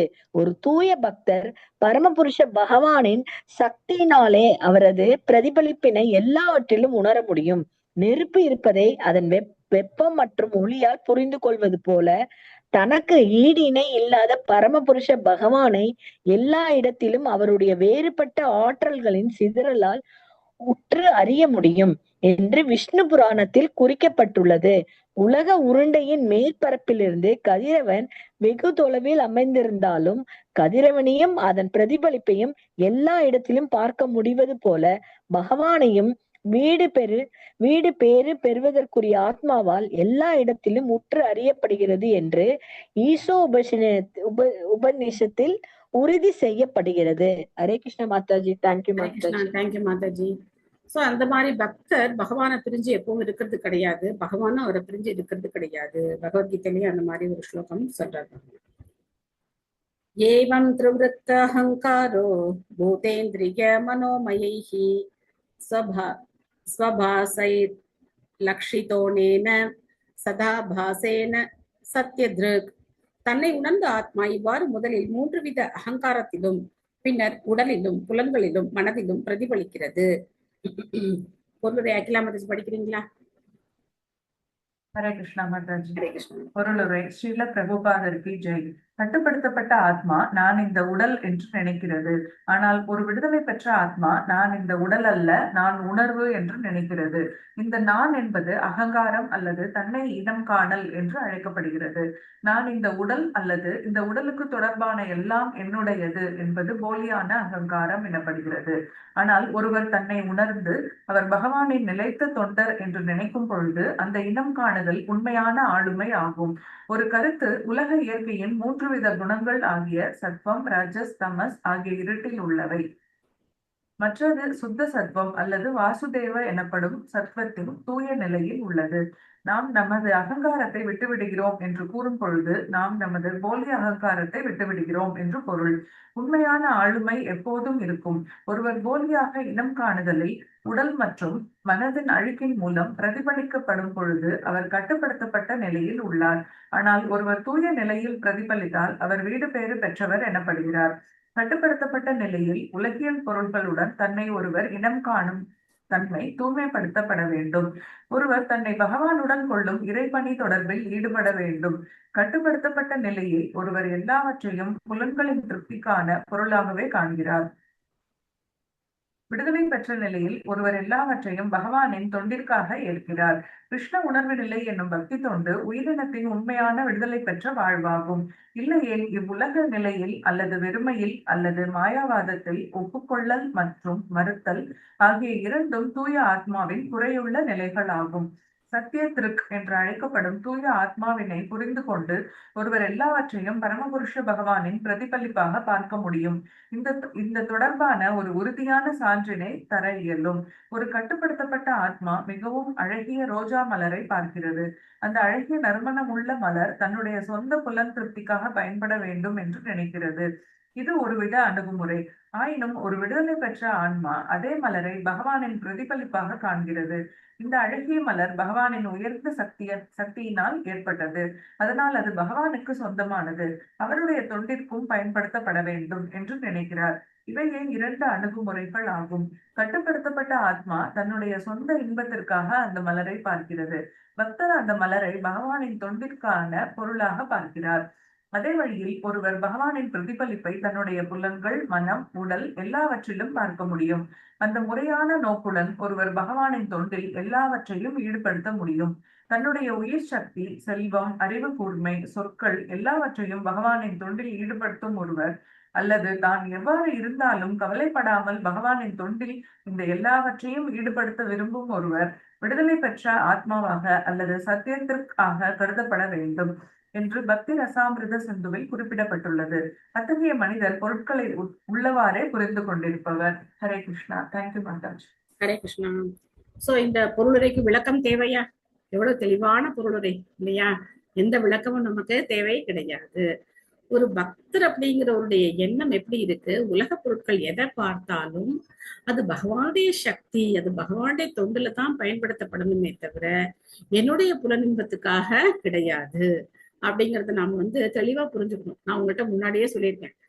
சின்ன குழந்தை, அந்த சின்ன குழந்தை காலம்புற 5:30 மணிக்கு பகவானுக்காக அந்த அழகா அந்த அவங்க எல்லாம் கிரௌனுக்காக பண்றாங்க. பச்சை தத்துவாக்கு, ராத மாதவருக்குலாம் கிரௌன் வைக்கிறாங்கல்ல, அந்த கிரௌனோட அசசரிஸ் பண்றாங்க. அதை அந்த குழந்தை அழகா அந்த மணியெல்லாம் வச்சு கோத்து அவங்க தர்ஷனார்த்தி எப்போ பாத்தீங்க அப்படின்னாக்க உற்சாகமா இருப்பாங்க. இந்த பக்கம் ஓடிக்கிட்டு அந்த பக்கம் ஓடிக்கிட்டு நான் பண்ணது இங்க வச்சிருக்காங்க, அங்க வச்சிருக்காங்க, நித்தாய்க்கு ரொம்ப அழகா இருக்கு, கதாதர் பண்டிட்டுக்கு ரொம்ப அழகா இருக்கு. அந்த மாதிரியான ஒரு உணர்வு அந்த குழந்தையான அந்த இதுல இருந்தே அவங்களுக்கு கிடைக்குது. எனக்கு அவங்களெல்லாம் பார்க்கும்போது ரொம்ப ஆசையா இருக்கும். எவ்வளவு கொடுத்து வச்ச குழந்தைகள் இந்த மாதிரி பகவானுடைய சேவையில ஈடுபட்டு ஒவ்வொரு விஷயத்தையும் அவங்க பண்ணி அது பகவானுக்கு அவங்க அந்த அலங்காரத்தை பார்த்து சந்தோஷப்படுறாங்க இல்லையா? ஆனா நான் அனுபவிக்கணும் அப்படிங்கிற எண்ணம் அங்க இல்லை. இல்லைன்னா சாதாரணமா குழந்தைங்க என்ன பண்ணுவாங்க, இந்த மாதிரி அழகா ஒரு இதை ரெடி பண்ணாங்க அப்படின்னா உடனே தலையில வச்சு பார்க்கணும் தானே அவங்களுக்கு ஆசையா இருக்கும். ஒரு குழந்தைக்குன்னா என்ன ஆசையா இருக்கும்? உடனே அது நம்ம தலையில வச்சு பார்க்கணும்னு தான் ஆசையா இருக்கும். ஆனா அந்த குழந்தைகள் அதையே அவங்க கையால பண்ணி, நம்ம கடையில போய் காசு போட்டு வாங்குறோம் அதை. ஆனா அந்த குழந்தைகள் அந்த மெல்லிசான ஒரு கம்பி இருக்கு, இந்த இரும்பு கம்பி, மெல்லிசான கம்பி, அந்த கம்பியில தான் அதெல்லாம் கோக்குறாங்க. பூவெல்லாம் கோத்து, மணி எல்லாம் கோத்து அழகா அந்த கிரௌன் அசசரிஸ் அவங்க பண்றாங்க. அப்போ பிரபுபாதர் சொல்றது, நடைமுறையில பிரபுபாதர் நமக்கு எப்படி கிருஷ்ணருக்கு அன்பு செலுத்துறது, எப்படி கிருஷ்ணர் மேல நம்ம ஒவ்வொரு விஷயத்தையும் எப்படி கிருஷ்ணருக்காக நம்ம அன்பா செய்யறது அப்படிங்கறது நமக்கு நடைமுறை வாழ்க்கையில பிரபுபாதர் கொடுத்திருக்காரு. நாமளும் வீட்டுல அதை ரொம்ப சுலபமா பண்ணலாம். ஏதோ வாங்கிட்டு வர்றோமா, அது உடனே கிருஷ்ணருக்கு ஒரு பொருளை பார்க்கும் போதே ஆக்சுவலா இந்த பக்தி யோகம் புக்ல அழகா சொல்லியிருப்பாங்க. என்ன சொல்லியிருப்பாங்கன்னா, ஒரு காயை பார்த்தோன்னே என்ன உணர்வு வரணுமா, இது பகவானுக்கு அப்படிங்கிற உணர்வு வரணுமா. இந்த காய், இப்ப எனக்கு புடலங்காய் ரொம்ப பிடிக்கும், அந்த புடலங்காயை பார்த்தோம் அப்படின்னாக்க ஓ இது வந்து பகவானுக்கு நாளைக்கு கூட்டு பண்ணி அவருக்கு, ஆனா என்ன நமக்கு என்ன தோணும், புடலங்காயா எனக்கு ரொம்ப பிடிக்கும், இதை வாங்கலாம் அப்படி தோணும். இந்த காயா இவங்களுக்கு ரொம்ப பிடிக்கும் வாங்கலாம், அப்படித்தான் நமக்கு தோணும். ஆனா அந்த உணர்வு மாறி இது கிருஷ்ணருக்கு அப்படிங்கிற உணர்வு வரும். இல்ல இப்ப இருக்கிற ட்ரெண்ட் என்ன இருக்கு அப்படின்னாக்க, இது சுகருக்கு நல்லது, இது இதுக்கு நல்லது. நான் சுகர் தான் நல்லா தானே இருக்கு, எதுக்கு அதுக்கு நல்லது அதுக்கு நல்லதுன்னு சொல்லிட்டே இருக்கணும். இது சுகருக்கு நல்லது, இது பிபிக்கு நல்லது, இது அதுக்கு, அது நல்ல சௌரியமா நம்ம கிட்ட இருக்கேன், அதுக்கு என்ன குறைச்சல்? அது ஏகப்பட்ட என்னென்ன வேணுமோ எல்லாம் நம்ம உடம்புல சௌகரியமா அது பாட்டுக்கு நிம்மதியா இருக்கேன், அதுக்கு திருப்பி எதுக்கு நல்லது நல்லது நல்லது? இது சுகருக்கு நல்லது, இது பிபிக்கு நல்லது, இது அதுக்கு நல்லது, இது இதுக்கு என்ன நல்லது? அதான் சௌரியமா நம்ம கிட்ட இருக்கே, அப்படிதான் நான் சொல்லிட்டே இருக்கேன், அதுக்கு என்ன குறைச்சல்? ஆனா நம்ம எதை பார்த்தாலும் நம்ம என்ன செய்யணும், இது பகவானுக்கு அப்படின்னு நினைக்கணும், இது கிருஷ்ணருக்காக அவருடைய சக்தியில கிடைச்சது, அவருக்கு நாம அதை வந்து அர்ப்பணம் பண்ணணும் அப்படின்னு நினைக்கணும். இங்க மாயப்பூர்ல ஒரு தாத்தா இருக்காரு. நீங்க வேணா வந்து எப்பயாவது துளசி ஆர்த்தி கேட்டு பாருங்க. அவர் பாடும்போது கிருஷ்ணா அப்படிம்பார், கிருஷ்ணா கிருஷ்ணா அப்படின்னு பாடுவார். அவர் துளசி ஆர்த்தி பாடினாலே பக்தி இல்லாதவங்களுக்கு கூட பக்தி வந்துடும். அந்த மாதிரி அவர் ரொம்ப வயசான ஒரு பக்தர். அவர் என்ன பண்ணுவார் தெரியுமா, இந்த காலம்பரை மங்களார்த்தி முடிஞ்ச உடனே வெளியில போயிடுவார் போல இருக்கு. போயிட்டு தோட்டத்துல எல்லாம் எங்கேயாவது போய் சுத்திட்டு ஏதாவது ஒரு கீரை இல்லைன்னா பரங்கிக்காய் ஏதாச்சும் ஒண்ணு தலையில தூக்கி வச்சுட்டு ஹரே கிருஷ்ணா பண்ணிட்டு ஜாலியா வருவார். வந்து கிச்சன்ல கொண்டு போய் அதை கொடுத்துட்டு இன்னைக்கு போகா பண்ணுங்க இதை அப்படின்னு சொல்லிட்டு கொடுத்துட்டு போவார். எனக்கு அவர் பார்த்தா ரொம்ப ஆச்சரியமா இருக்கும். என்ன வயசு, என்ன ஒரு இது, ஆனாலும் அந்த தளர்ச்சி அப்படிங்கிறது கொஞ்சம் கூட இல்லாம உற்சாகமா தலையில தூக்கி வச்சுக்கிட்டு அந்த காய் இல்ல ஏதோ இலை அப்படியே நீட்டமா தொங்கும், அவர் பின்னாடி எல்லாம் தொங்கும். அந்த மாதிரி எல்லாத்தையும் அறுத்துட்டு வந்து தலையில தூக்கி வச்சுட்டு வந்து இங்க எல்லா கீரையும் சமைக்கிறாங்க. இங்க சமைக்காத கீரையே கிடையாது, எல்லா கீரையும் சமைக்கிறாங்க. நம்ம ஒரு குறிப்பிட்ட கீரைகளை நமக்கு சமைச்சு பழக்கம். ஆனா இங்க வந்து இந்த மாசம் கீரை சாப்பிடக்கூடாதுங்கிறதால சமைக்கிறது இல்லை, ஜென்ரலா எல்லா கீரையும் சமைப்பாங்க. அந்த பூசணிக்காவோட கீரை, பரங்கிக்காவோட இலை அதெல்லாமே கூட சமைப்பாங்க. ஸோ அந்த மாதிரி பூக்களை கூட பஜ்ஜி போடுவாங்க, பரங்கி பூ பூசணி பூ எல்லாம் பஜ்ஜி போடுவாங்க, அவ்வளோ டேஸ்டா இருக்கு. அதே மாதிரி அந்த அகத்திக்கீரையோட பூவை வந்து பகவானுக்கே அலங்காரம் பண்ணுவாங்க. அது வெள்ளை கலர்ல அப்படியே ஒரு அருவா மாதிரி இருக்கும் அந்த பூ, அதை வந்து பகவானுக்கு அலங்காரம் பண்ணுவாங்க. அந்த பூவை வந்து பஜ்ஜி போட்டு ஜெகநாதனுக்கு ரொம்ப பிடிக்கும் அப்படின்னு சொல்லி அதை வந்து ஆஃபர் பண்ணுவாங்க. ஸோ அந்த மாதிரி பாக்குறதெல்லாம் இது பகவானுடைய சக்தி, பகவானுக்கு அப்படின்னு நம்ம இப்ப நமக்கு நேச்சுரலா வரலன்னா ஆர்டிபிஷியலா சொல்லிக்கணும். நம்ம என்ன பண்ணணும், ஆர்டிபிஷியலா சொல்லிக்கணும். இது சுகருக்கு நல்லது அப்படின்னு சொல்றதுக்கு பதிலாக இது கிருஷ்ணருக்கு நல்லது, இது கிருஷ்ணருக்கு அப்படின்னு சொல்லி நாம அதை என்ன பண்ணணும், ஆர்டிபிஷியலா சொல்லி பழக்கப்படுத்திக்கிட்டோம் அப்படின்னாக்க அப்ப எதை பார்த்தாலும் இது பகவானுக்கு அப்படிங்கிற உணர்வு நமக்கு கொஞ்சம் கொஞ்சமா வரும். அதே மாதிரி காலம்புரை எழுந்து சூரியனை பாக்குறோமா, யக்ஷரேஷ சவிதா சகல கிரகானாம் ராஜா சமஸ்த சுரமூர்த்திரசேஷ தேஜா யஸ்யா ஞயா பிரமதி சம்பிருத கால சக்ரோ கோவிந்தமாதி புருஷம் தமகம் பஜாமி. பிரம்மசம்ஹிதாவோட ஸ்லோகத்தை எல்லா தேவர்கள் எல்லார பத்தியும் நம்ம தெரிஞ்சுக்கிட்டோம். சிவபெருமான் பார்த்தோம்னா ஸ்ரீரம் யதாததி விகார சொல்லலாம், துர்கையை பார்த்தோம் அப்படின்னா சிருஷ்டி ஸ்திதி பிரளய சாதன சக்தி ரேக சொல்லலாம். இந்த மாதிரி நாம யாரை பார்த்தாலும் எதை பார்த்தாலும் அது பகவானுடைய தொடர்பு படுத்தி பார்க்கும்போது நாம கிருஷ்ண உணர்வுல முன்னேற முடியும். ஓகே, நாம இதோட இன்னைக்கு இதை நிறைவு செய்து கொள்வோம். அதுக்கப்புறம் ஒரு அறிவிப்பு,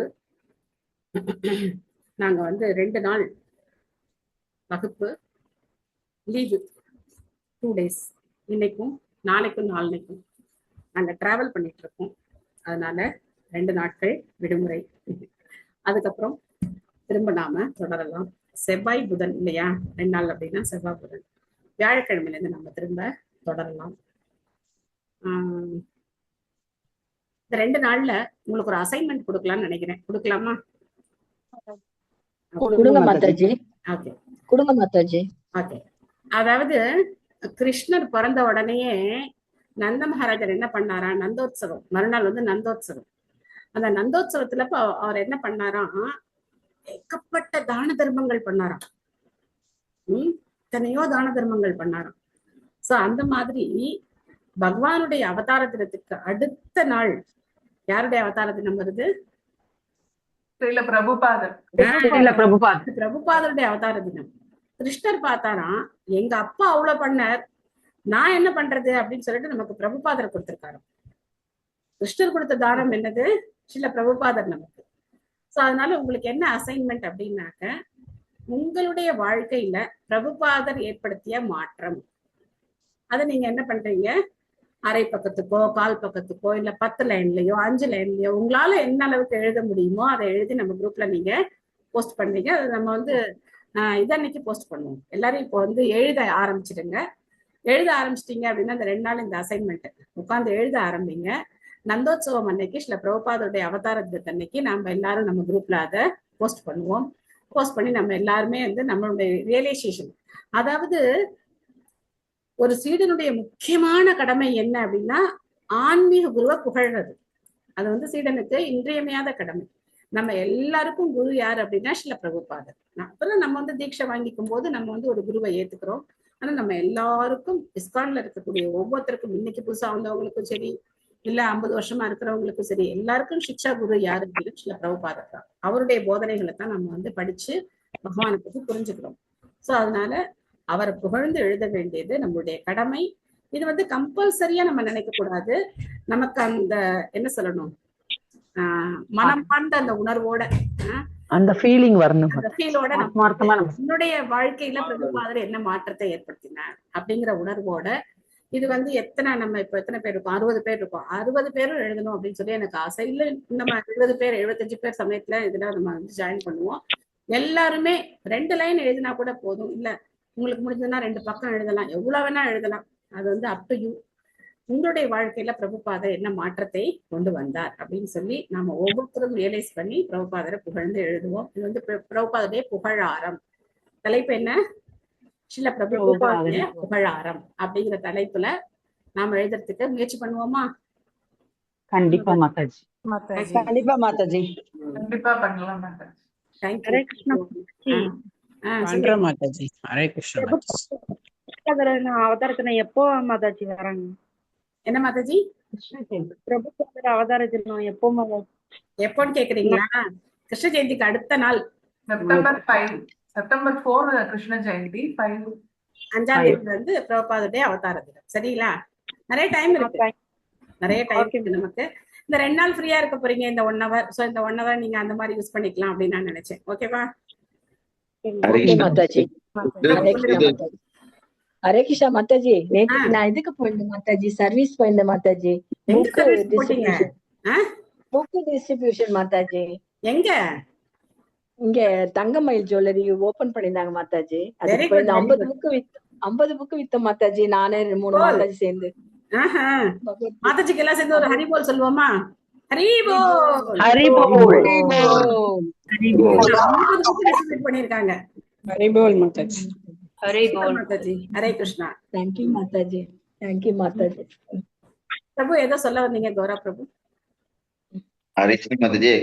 பலராம் பூர்ணிமாவா இருக்கு வெள்ளிக்கிழமை. சரி பிரபு. ஓகே, அன்னைக்கு விடுமுறை வேணும்னு நினைக்கிறீங்களா? இல்ல மாதாஜி. கலந்துக்கிறவங்க கலந்துக்கலாம். ஏன்னா நிறைய பேர் கோவிலுக்கு போறவங்களா எனக்கு தெரியல. அதனால மத்தவங்க யூடியூப்ல அப்புறம் கூட கேட்டுக்கலாம். சரிங்களா? வேற ஏதாவது சந்தேகங்கள், கேள்விகள் ஏதாவது இருக்கா? ஹரே கிருஷ்ணா மாதாஜி. டவுட் இல்ல, ஜஸ்ட் ஒரு இது சொல்றதுக்கு மாதாஜி. அந்த எல்லாமே கிருஷ்ணரா பாக்குறதுக்கு அந்த நம்மாழ்வார் பாசுரம் ஒன்னும் ஞாபகம் வந்தது மாதாஜி. சொல்லுங்க மாதாஜி. பாசுரம் சொல்ல அது வருமானம் தெரியல. உண்ணும் சோறு பருகும் நீர் தின்னும் வெற்றிலை காக்கை சிறுநிலை நந்தலாலா. அது கூட எனக்கு அதான் மாதாஜி ஞாபகம் வந்தது.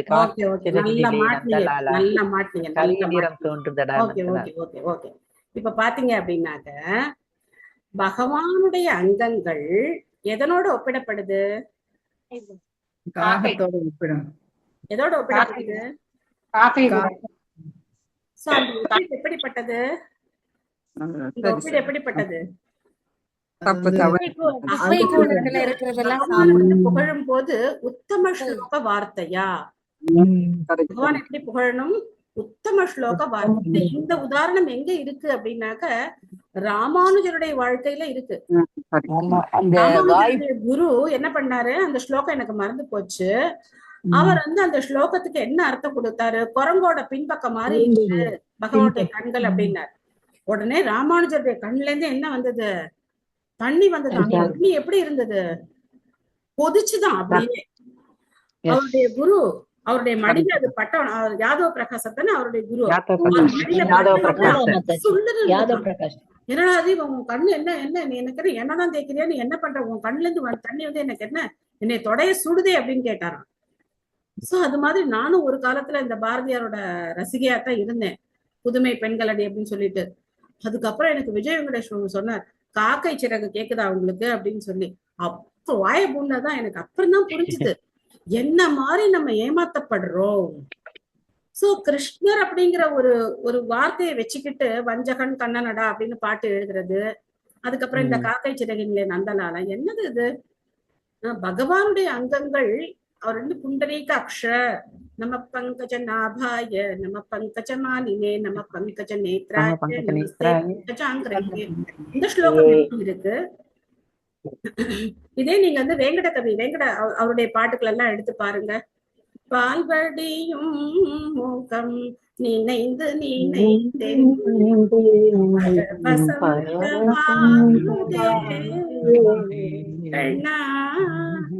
இதே நம்ம வந்து பகவான் வந்து திருடன் தான் திட்டணும். புருஷோத்தமனுக்கு ஃபுல்லா பிரஜே பிரசித்தம் நவநீத சோரம் கோபாங்கனாம் சதுகோல சோரம். ஆச்சாரியர்களுக்கும் பக்தர்களா இல்லாதவங்களுக்கும் இதுதான் வித்தியாசம்.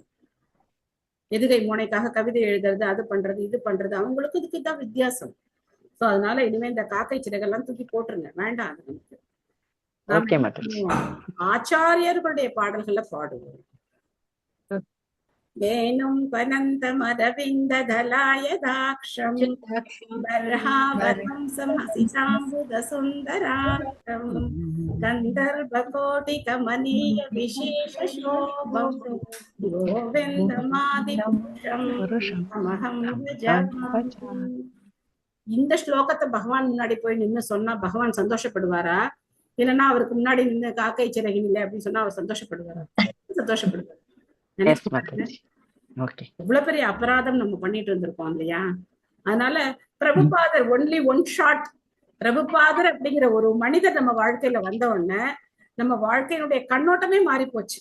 அந்த ஒரு மனிதரால நம்ம வாழ்க்கையினுடைய முழு கண்ணோட்டமும் மாறி போச்சு இல்லையா? சோ இன்னைக்கு கூட ஒரு மாதாஜி அவங்க ரிலேஷன்லாம் சொல்லிட்டு இருந்தாங்க, ரொம்ப நல்லா இருந்தது. அவங்க குடும்பத்துல வந்து எல்லாரும் இப்ப என்ன சொல்றாங்களாம், இவங்கள்ட்ட கேள்வி, இவங்க வந்து கிருஷ்ணர் தான் முழுமுதற் கடவுள்னு சொல்லுவாங்க அப்படின்னு சொல்லி எல்லாரும் சிரிக்கிறாங்களாம். அப்ப நான் சொன்னேன், எல்லாரும் எவ்வளவு பெரிய பாக்கியம் பண்ணிருக்காங்க. ஒரு தடவை சொல்றாங்கல்ல கிருஷ்ணன் தான் முழுமுதற் கடவுள் அப்படின்னு சொல்றாங்க இல்லையா? அவங்க தெளிவா சொன்னாலும் சரி, இல்ல எப்படி சொன்னாலும் சரி, ஏன்னா அவங்க வந்து அந்த மாதிரி ட்ரேட்மார்க் பண்ணி வச்சிருக்காங்க, இவங்க அப்படித்தான் சொல்லுவாங்க அப்படின்னு சொல்லி ட்ரேட்மார்க் பண்ணி வச்சிருக்காங்க. சோ அது மாதிரி பிரபுபாதர் அப்படிங்கிற ஒரு மனிதர் நம்ம எல்லாருடைய வாழ்க்கையை என்ன பண்ணிட்டார், மாத்திட்டார். சரியான ஒரு பாதைக்கு நம்மள வந்து கூட்டிட்டு போறார். இல்லைன்னா நாமளும் சினிமா பாட்டு ஏதாவது பக்தி பாடல் நினைச்சிட்டு நாமளும் வந்து வஞ்சகன் கண்ணனடான்னு பாடிட்டே இருப்போம். அப்ப அது என்னது, பகவானுக்கு செய்யக்கூடிய அபராதம். ஓகேவா? சோ நம்ம தெளிவா புரிஞ்சுக்கணும், எது உண்மை எது போலி அப்படிங்கறது நாம வந்து புரிஞ்சுக்கணும். ஓகேங்களா? ரொம்ப நீங்க வந்து உங்களுடைய மனம் திறந்து சொன்னதுனாலதான் என்ன ஆச்சு, தெளிவான விளக்கம் கிடைச்சு. Okay, thank you all. யாத்திரையா மாதாஜி? யாத்திரை போறீங்களா மாதாஜி? ஆமா மாதாஜி, இதுவும் யாத்திரை தான், ஆனா குடும்ப யாத்திரை. குடும்ப யாத்திரை. ஹரி கிருஷ்ணா. திரும்ப கும்பகோணத்துக்கு தான், குடும்பத்தோட கிருஷ்ண யாத்திரை. திரும்ப கும்பகோணத்துக்கு தான் போறோம். என்ன செய்யறது, சில கடமைகள் அதையும் பார்க்கணும் இல்லையா? மாதாஜி எனக்கு பேரம் பிறந்திருக்கோம் மாதாஜி. ஹரி போல். நாளைக்கு புண்ணியாஜனம் மாதாஜி, புண்ணியாஜனம் நாளைக்கு. ஓகே, ரொம்ப சந்தோஷம். உங்களை பார்த்தா பாட்டி மாதிரி தெரியல. Anyway okay. வஞ்சா கல்பத்தருகேஷ்ச கிருபா சிந்துப்யேவச பக்தானாம் ஒரே பிரேயர் மாதாஜி, ஒரே ஹரிநாமம் மாதாஜி குழந்தைக்கு. ஓகே, கண்டிப்பா. சோ மாதாஜி, நம்ம கல்யாணி மாதாஜியோட பேரனுக்காக நம்ம எல்லாரும் சேர்ந்து ஒரு தடவை ஹரே கிருஷ்ண மகாமந்திரம் சொல்லுவோம். ஹரே கிருஷ்ணா ஹரே கிருஷ்ணா ஹரே ஹரே ராம ராம ஹரே ஹரே. நல்ல பக்தரா இருந்து ரொம்ப சந்தோஷமா இந்த உலகத்தை அவர் வாழணும். அதான் என்னோட ஆசையும் மாதாஜி. பாக்கலாம் மாதாஜி. வாழ்த்துக்கள் மாதாஜி. ஹரே கிருஷ்ணா. தேங்க்யூ மாதாஜி. வாழ்த்துக்கள் மாதாஜி. தேங்க்யூ மாதாஜி. ஹரே கிருஷ்ணா. ஹரே கிருஷ்ணா. ஹரே கிருஷ்ணா மாதாஜி. நன்றி மாதாஜி. ஹரே கிருஷ்ணா. ஹரே கிருஷ்ணா. தேங்க்யூ மாதாஜி. ஹரே கிருஷ்ணா. நம்ம வீட்டு பாப்பாக்கு கிருஷ்ணருக்கு வந்துருச்சு மாதாஜி. கரெக்டா பாகவதம் பிடிக்கிறப்ப கிருஷ்ண வேடம் புல்லாங்குழல் இப்பவே ஊத ஆரம்பிச்சிட்டோம் மாதாஜி. கிருஷ்ண ஜெயந்திக்காக இப்பதான் கரெக்டா ரிசீவ் ஆச்சு மாதாஜி. நான் கிருஷ்ண வேஷம் வருஷம் போட்டு கிருஷ்ணவேல் போட்டு கோவிலுக்கு கூட்டி போயிருவேன் மாதாஜி. கரெக்டா ரிசீவ் ஆயிடுச்சு. Super super. சொல்லு. ஹரே கிருஷ்ணா மாதாஜி. ஹரே கிருஷ்ணா. ஹரே கிருஷ்ணா. ஹரே கிருஷ்ணா. ஹரே கிருஷ்ணா. ஹரே கிருஷ்ணா. ஹரே கிருஷ்ணா மாதாஜி. ஹரே கிருஷ்ணா. ஹரே கிருஷ்ணா. கிருஷ்ண கிருஷ்ண ஹரே ராம ஹரே ராம ராம ராம ஹரே ஹரே. ஹரே கிருஷ்ணா.